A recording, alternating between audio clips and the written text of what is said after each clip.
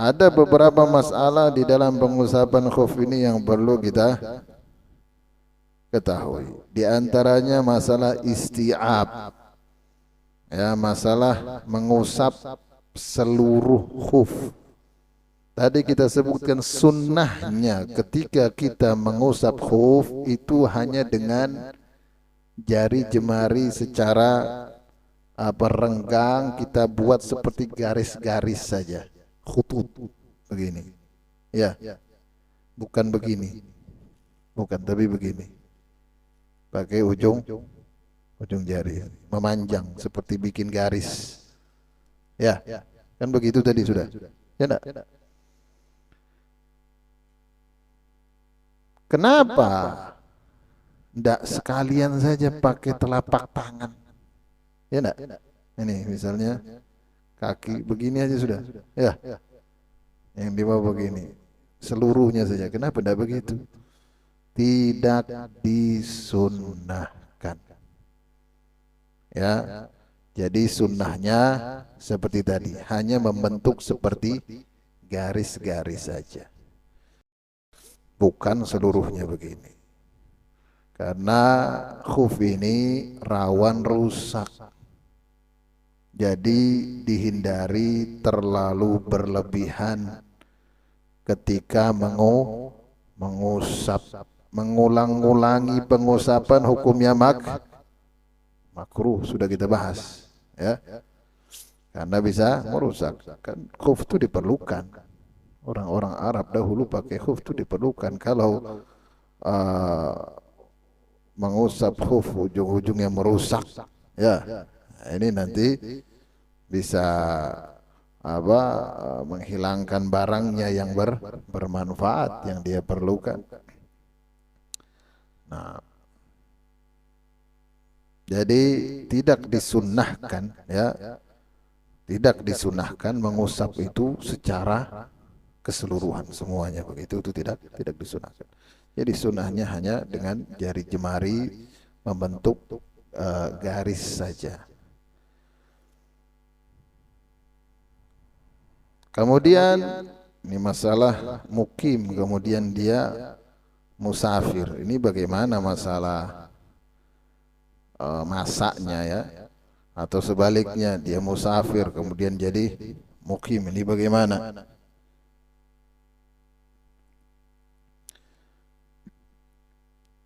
Idza masaha muqiman thumma safara huwa labisun khuffaihi falahu an yamsa 'alaihima limuddati yawm wa lailah min bidayatil muddah. Yang berlaku adalah masa mukimnya. Dia mukim, ya, dia dalam keadaan mukim, kemudian dia mengusap, ya, masih dalam keadaan mukim, bukan musafir. Setelah itu dia musafir, masih dalam keadaan memakai khuf. Ini hukumnya bagaimana? Apakah bertambah jadi 3 hari 3 malam? Kan musafir 3 hari 3 malam. Ya, sudah kita bahas, ya.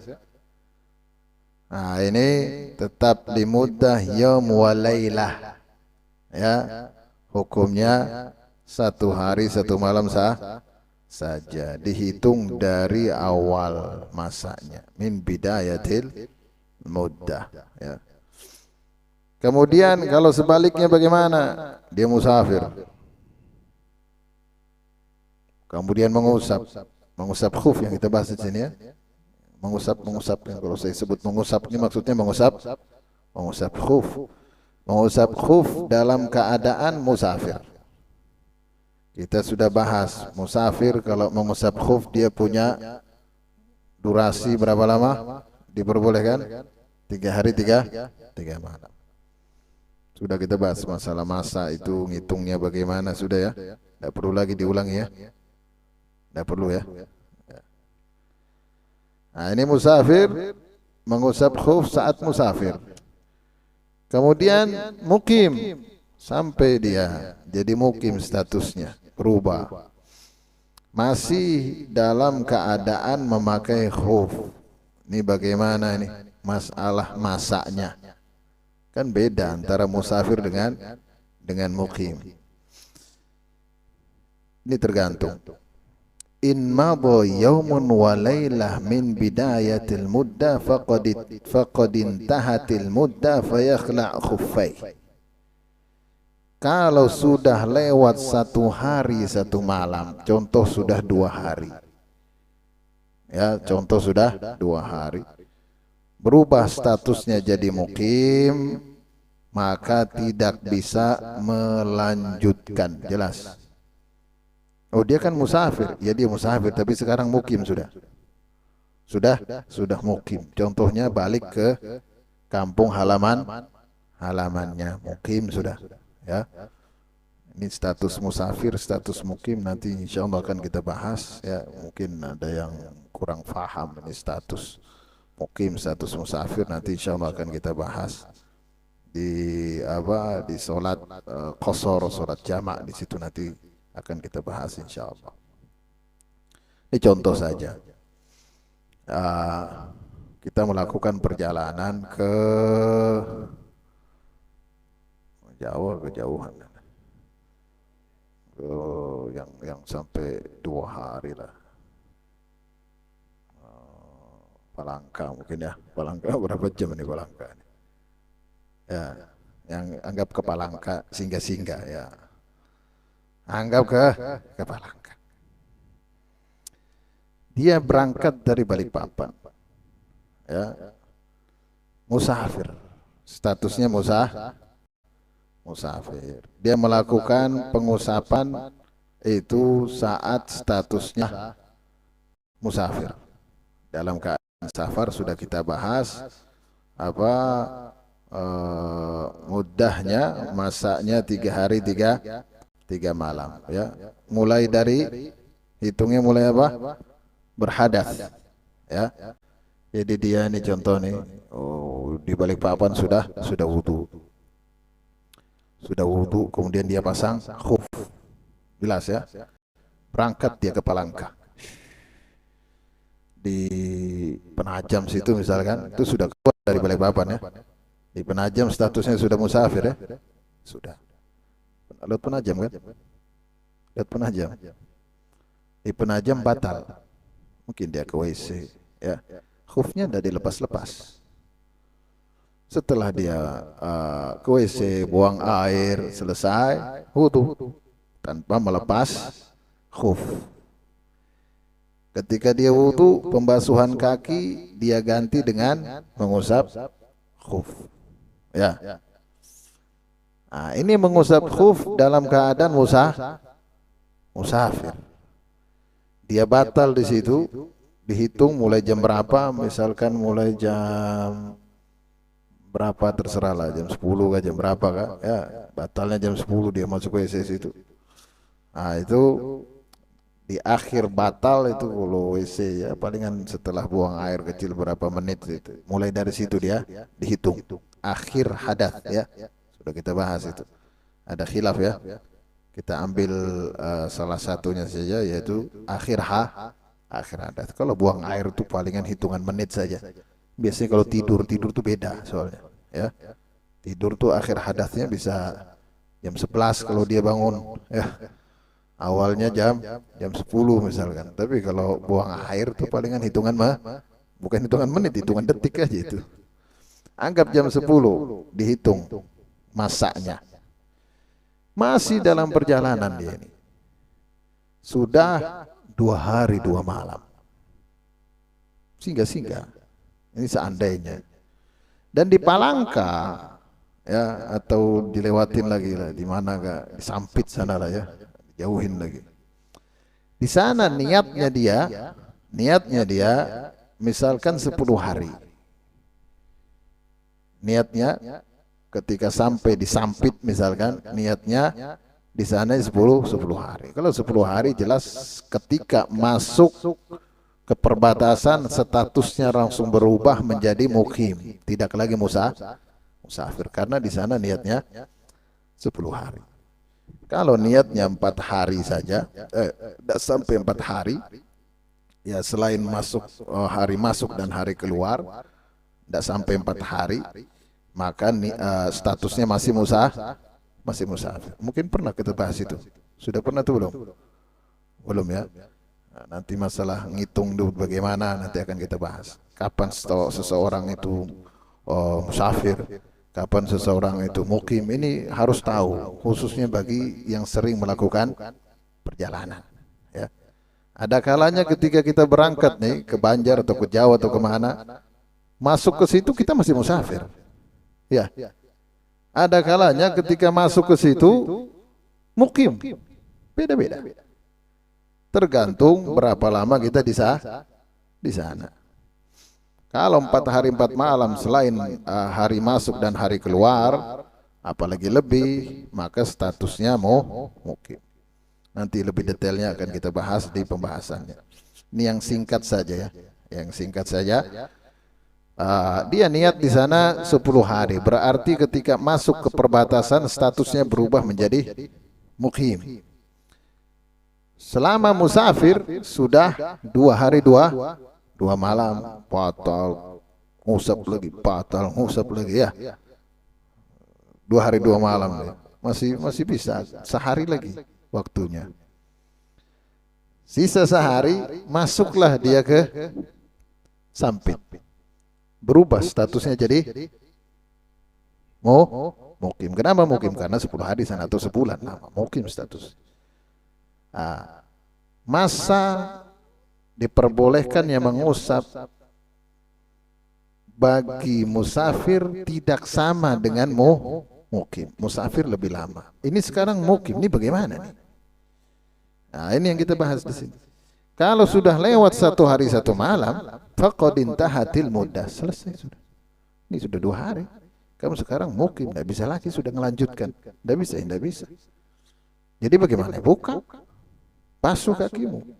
Ya, tidak bisa lagi sholat, tidak bisa. Ya, kenapa? Karena tidak berlaku lagi itu pengusapan kaki. Kalau dia tidak batal, itu seperti orang yang wudhu tapi belum membasuh kaki. Seperti itu sudah. Orang wudhu belum membasuh kaki boleh sholat tidak? Boleh? Tidak boleh. Harus basuh kaki. Jadi seperti itu. Jelas ya? Idza masaha musafiran thumma aqama wa huwa labisun khuffayn fa fihi tafsil. Ada perinciannya tadi sudah kita sebutkan. Ya, kalau lewat hukumnya tadi seperti yang kita sebutkan. Wa in lam yamdi yaumun wa laila, kalau belum lewat 1 hari 1 malam, perjalanannya anggap masih ini mungkin ke Banjar. Nah, kalau ke Banjar biasanya 12 jam. Ya. Atau enggak usah jauh-jauh ke Banjar, ke Samarinda aja lah. Ke Samarinda. Ya. Ke Samarinda berapa jam? Anggap 2 jam. Dia dalam perjalanan ke Samarinda, ketika keluar dari perbatasan statusnya musafir. Ya. Sehingga dia di mana? Rest area, buang air kecil di situ ya. Pakai khuf dia dari sini sudah pakai khuf. Dia wudu di sini pakai khuf sudah ya. Berangkat. Kemudian di rest area sehingga buang air kecil ya. Kemudian dia wudu, dia usap apanya? Khufnya. Salat misalkan di situ di masjid, lanjut perjalanan. Ini musafir nih. Sampailah ke Samarinda. Di Samarinda niatnya seperti tadi 10 hari atau misalkan sebulan. Yang jelas masuk Samarinda statusnya mukim karena lama di sana. Masuk Samarinda, kalau kita hitung-hitung dari masa akhir dia berhadas itu masih 2 jam misalkan, atau mungkin 1,5 jam ya. Rest area setengah jam ya. Ya, dari sini ya. Tambah 1,5 jam lagi sampai ke Samarinda. Masuk ke perbatasan Samarinda 1,5 jam. Atau anggap 2 jam aja. Agak-agak lambat sedikit supaya enak hitungnya. Masuk Samarinda statusnya mukim. Ini kalau dihitung-hitung baru 2 jam. Ini bagaimana ini? Apakah yang dipakai masa musafirnya atau yang dipakai masa mukimnya? Masa mukim yang dipakai. Mukim berapa? 1 hari 1 malam. Ya. Jadi lanjutkan saja dilanjutkan sudah berapa? Sudah 2 jam, berarti tinggal 22 jam. Itu dia bisa pakai waktu untuk mengusap khuf. Kalau sudah lewat 22 jam, tidak boleh lagi pengusapan khuf itu dia lakukan. Tidak berlaku lagi. Kada luar. Jelas? Jelas ya? Ini mengenai perubahan status dari mukim ke musafir atau dari musafir ke mukim. Ini kenapa perlu dibahas? Karena masa bolehnya mengusap khuf berbeda antara mukim dengan musafir. Mungkin kita bingung nih kalau jadi musafir apakah pakai masa mukim, kalau musafir jadi mukim apakah pakai masa musafir? Ya ini yang kita bahas. Sudah jelas ya? Tidak perlu lagi nih, gampang nih, tak susah. Kita ulangi lagi nih, tidak perlu ya. Langsung saja ke pembahasan berikutnya.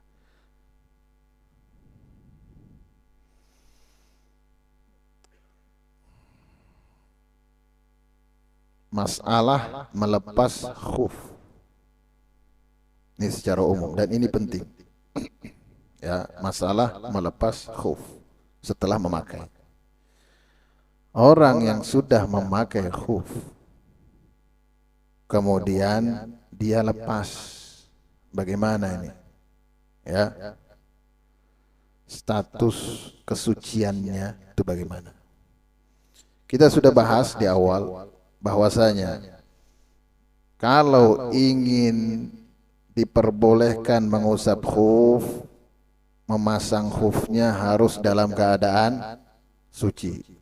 Itu harus kita ketahui terlebih dahulu. Sudah dia pasang dalam keadaan suci. Kemudian dia buka, baik dalam keadaan suci atau dalam keadaan tidak suci, yang jelas dia buka mungkin gatal atau apakah atau tidak enak, yang jelas dia buka apapun sebabnya. Ini ketika buka bagaimana ini? Ya, dari sisi kesuciannya bagaimana? Ini yang kita bahas. In kana ghaira mutatahhir fayajibu 'alaihi wudu lis-shalah. Kalau dia buka dalam keadaan memang tidak suci, maka wajib dia wudu, jelas. Dia pakai khuf, ya, pakai khuf tadi sudah kita bahas dalam keadaan suci, ya. Pakai khuf dalam keadaan suci. Kemudian batal nih orang, mungkin buang air atau apa. Setelah batal dia tidak wudu, dia lepas khufnya. Ya, setelah batal dia lepas khufnya. Ini bagaimana? Kalau ingin sholat bagaimana? Boleh enggak dia pasang lagi khufnya, kemudian dia wudu, dia usap, boleh enggak? Tidak bisa begitu, karena dia belum berwudu. Jadi ini kalau mau sholat harus wudu. Jelas ya? Kenapa? Karena dia bukanya dalam keadaan batal, dalam keadaan berhadas. Yang kedua, ketika dia buka dalam keadaan suci. Ini dalam keadaan suci ada dua nih. Ada suci lubus, ya, ada suci masah. Ya. Suci lubus, suci memakai. Di sini maksudnya setelah dia pakai khuf, ya, dalam keadaan suci itu tidak batal-batal. Atau lebih gampangnya dalam keadaan suci dengan membasuh kaki. Lebih enak tuh ya. Dalam keadaan suci dengan membasuh kaki. Dan itu tidak mungkin kecuali sebelum dia pakai khuf. Jadi ketika dia pakai khuf dalam keadaan suci, membasuh kaki, kemudian tidak batal-batal. Belum batal-batal lagi. Dan kalau belum batal-batal, belum mulai lagi masa bolehnya mengusap khuf. Belum mulai karena belum batal-batal. Kemudian dia lepas. Belum batal. Kalau tadi yang pertama batal. Kalau ini belum batal. Dia lepas khufnya. Mungkin apa, gatal kah? Atau mau ganti khuf kah? Ya, yang jelas dia lepas, belum batal. Ini bagaimana? Fala syai'alaih. Tidak ada masalah sama sekali. Karena dia tidak batal. Mau dia lapas, mau dia pasang lagi, mau dia ganti. Tidak masalah sama sekali. Mau tukaran khufnya sama kawannya. Masalah. Ya, tidak masalah. Karena memang belum batal. Belum masuk lagi di dalam masa bolehnya mengusap khuf. Karena dia belum batal. Ini jelas ya? Nah, ada kalanya ketika dia melepas dalam keadaan suci juga, tapi suci masah namanya, bukan suci lubus. Dalam keadaan suci, dia dalam keadaan suci, tapi masalahnya ketika dia bersuci itu tidak dengan membasuh kaki, dengan cara mengusap khuf. Ini gambarannya bagaimana?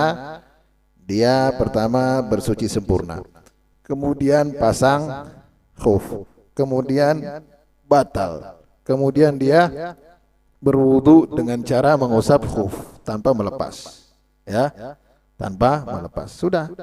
Setelah itu dia tidak batal-batal, dia lepas khufnya. Jadi dia lepas dalam keadaan suci. Tapi masalahnya bersucinya dengan mengusap khuf. Dia lepas, mungkin gatal lah atau apa. Ini bagaimana? Boleh tidak dia sholat? Tidak boleh. Ini sudah kita bahas sebelumnya. Di antara yang membatalkan adalah melepas khuf. Ya, sudah kita sebut. Jadi tidak boleh. Ya. Ini jadi bagaimana kalau dia ingin sholat? Hah? Wajib alil an ghuslu rijlain. Wajib dia membasuh kakinya. Cukup basuh kaki saja. Ini seperti orang yang berwudu belum membasuh kaki, seperti itu. Jadi kalau dia ingin sholat tidak bisa, basuh dulu kaki. Aku kan tidak batal. Ya kamu memang tidak batal, tapi kamu sudah lepas ini khufnya. Lepas khuf itu batal, tapi yang batal tuh yang itunya aja, apanya? Pengusapan khufnya ini tidak berlaku lagi sudah. Kamu sudah usap, sudah tidak berlaku lagi sudah, itu tidak bisa lagi sudah kamu pakai itu untuk sholat. Harus kamu basuh kakimu. Ya, tinggal basuh kaki saja. Tinggal basuh kaki.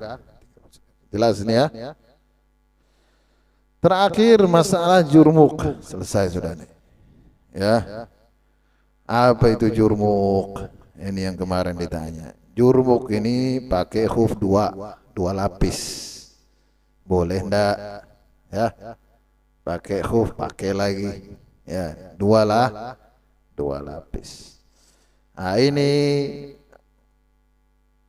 banyak keadaannya. Pertama, in kana dha'ifain lam yasih al-masah ala kulli minhuma. Yang pertama, kalau khufnya dua-duanya lemah, mudah rusak, tipis misalkan, dia ingin memperkuat satu tipis tidak bisa.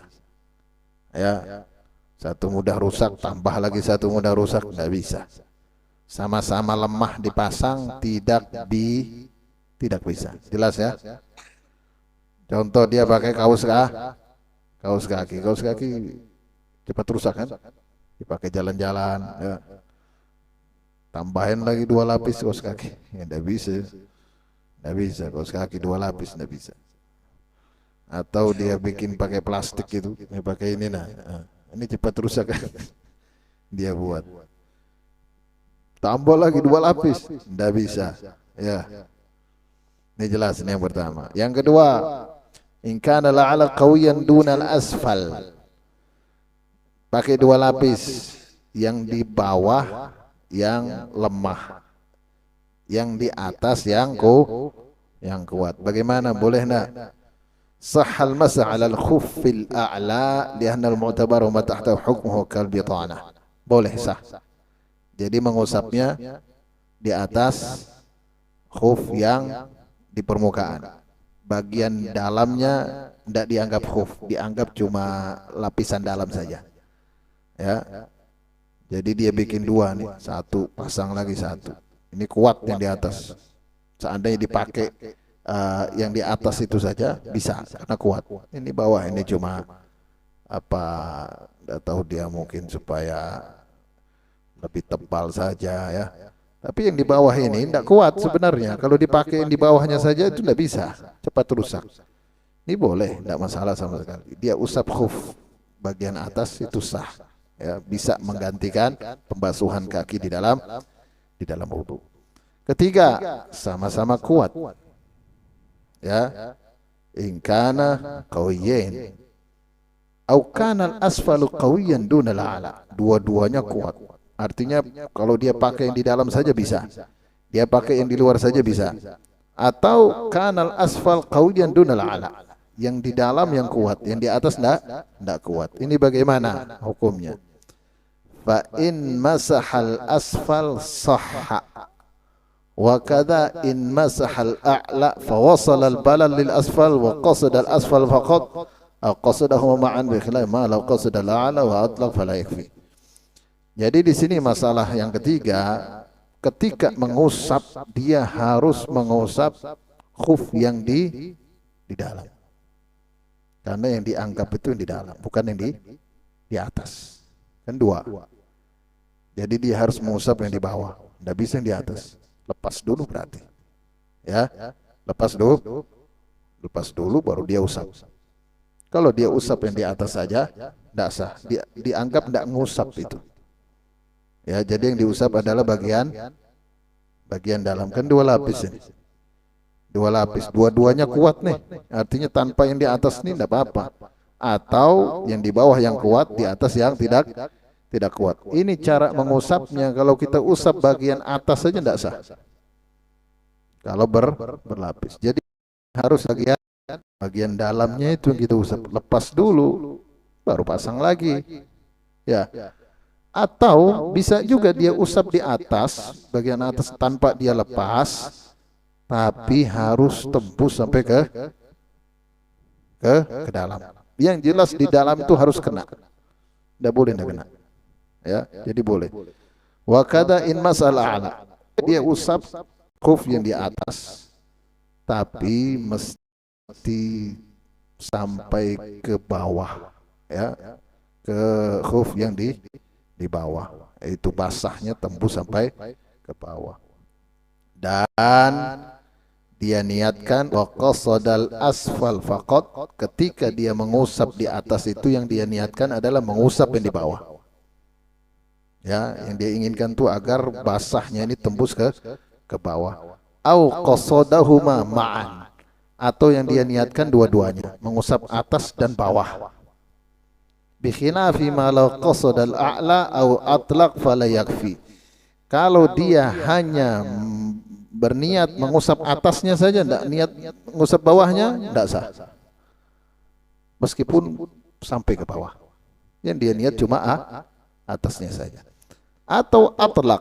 Atlaq ini tidak ada niat ya untuk ke bawah, untuk ke atas, mutlak saja, bebas saja. Ini juga tidak sah menurut pendapat yang sahih. Jadi sebagai bentuk hati-hati, ketika kita memakai khuf dua lapis yang kuat dua-duanya atau yang kuat bagian bawahnya, maka kita lepas dulu bagian permukaannya, baru kita usap, aman. Kalau tidak mau lepas juga tidak masalah, pastikan usapannya itu tembus ke bagian khuf yang di dalam. Dan jangan lupa nih niatnya, dia niatkan itu ketika mengusap bagian atas, apa niatnya untuk yang di bawah, harus ada itu khusus untuk yang di bawah saja atau dua-duanya. Jangan sampai tidak ada niat untuk yang di bawah, karena yang mu'tabar ya khufnya adalah yang di dalam situ, bukan yang di atas. Jelas ini? Wallahu a'lam.